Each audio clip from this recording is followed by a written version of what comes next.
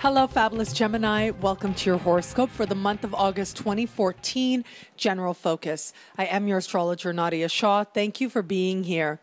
This month we have, in the middle of the month, a full moon taking place in a part of the sky for you that has to do with vision.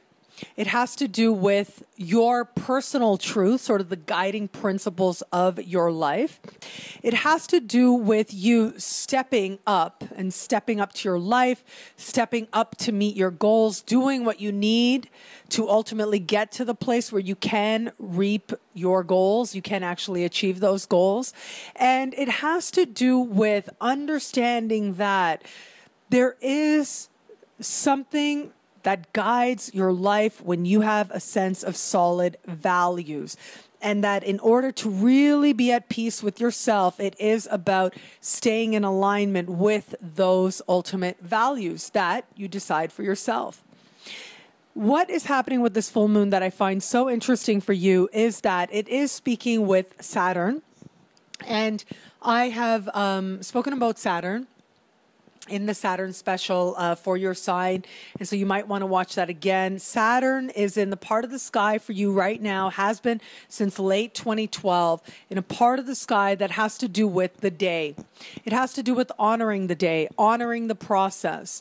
It has to do with understanding that if you want to get somewhere, anywhere, ultimately a lot of the success and a lot of where you get comes down to the hours you put in today. And this part of the sky also has to do with the workplace and the actual work that you do.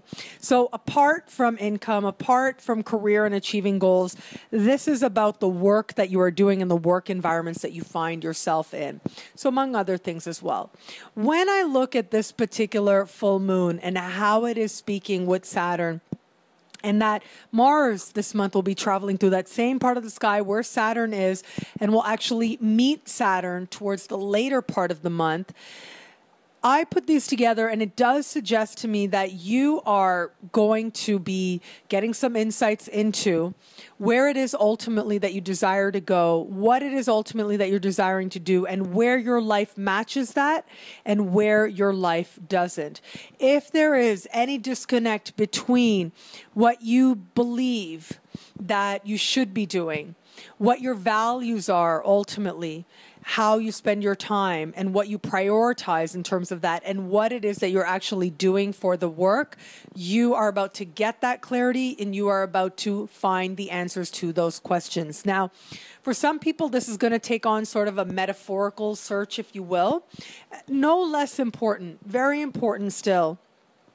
But it becomes very much about deepening a commitment to work that truly matters to you, even if it's less than perfect. It's about finding that connection between the nitty-gritty of what you're doing and looking at that in the context of how it is actually moving you in a positive direction.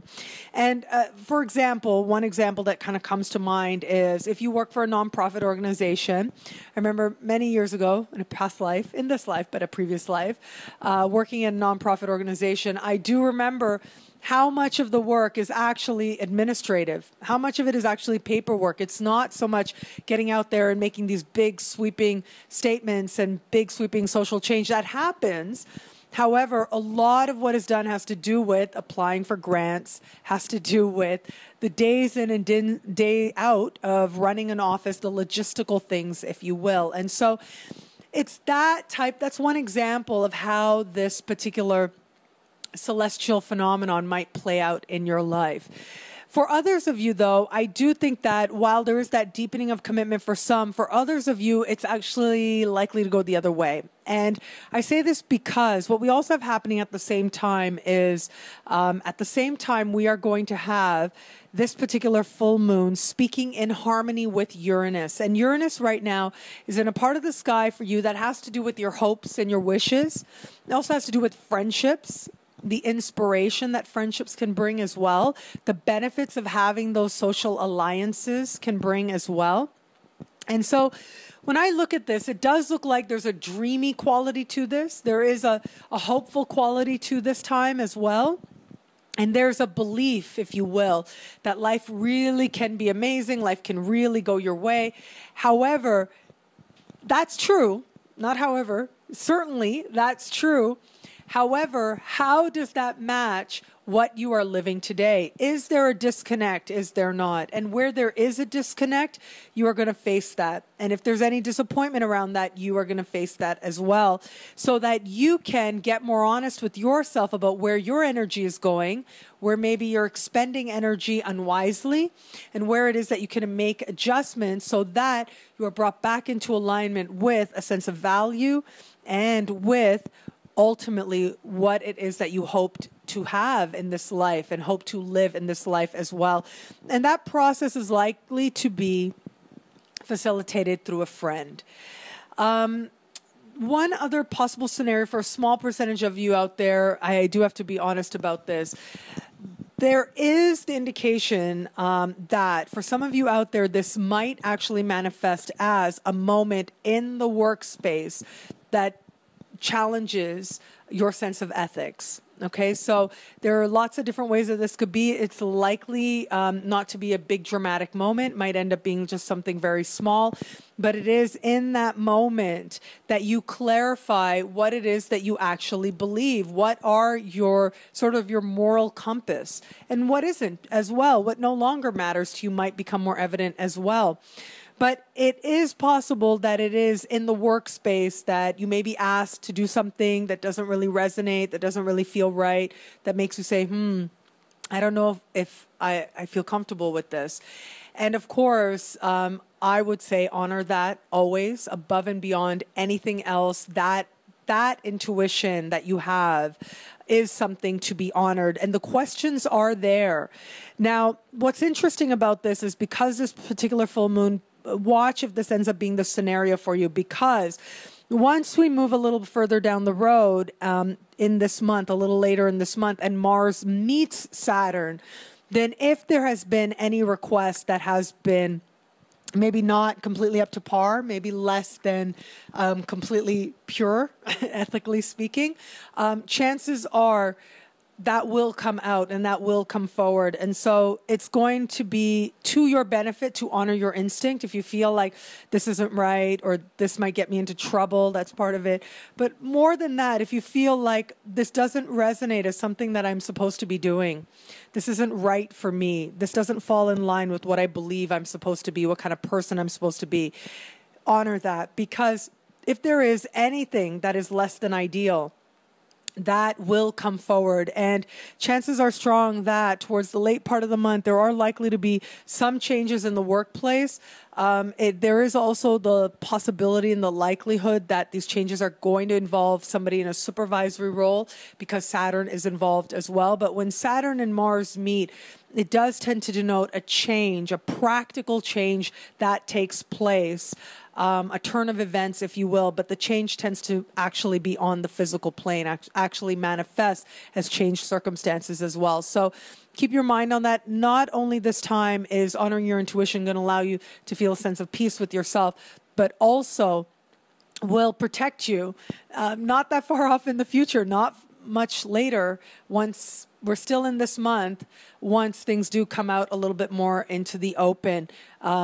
What choices you make, ultimately, your intuition will guide you towards, are going to be to your benefit, yes. But I do also think that ultimately, all of us, whatever it is that we choose, all of us, we know where our learning is. We know where our karmic learning is, where our spiritual learning is.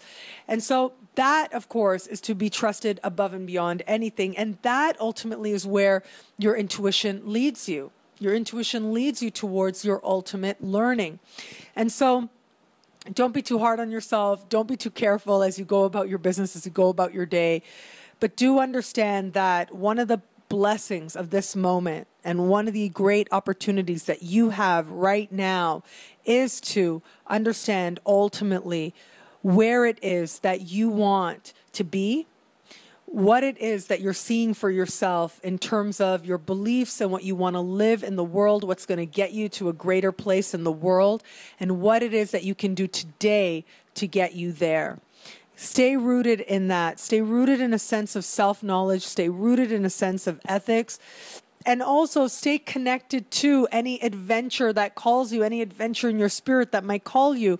Because some of you may feel a call to adventure, but feel like your work reality or practical reality won't allow it to happen. If you're meant to do something, things have a way of falling into place, sometimes magically so. And given the boost that Uranus is also going to be giving to this full moon, and given that this particular new moon also can represent adventure, represent travel, represent engagement with the world, as I said, realizing that the world is a lot smaller than you previously knew, stepping up onto a bigger stage when that opportunity does come, when that adventure does call. If you can trust it, and again, trust your intuition. If it's your intuition that is leading you there, trust that. You will find on a practical level, on a work-related level, things can just fall into place, sometimes magically so that you can actually answer that call.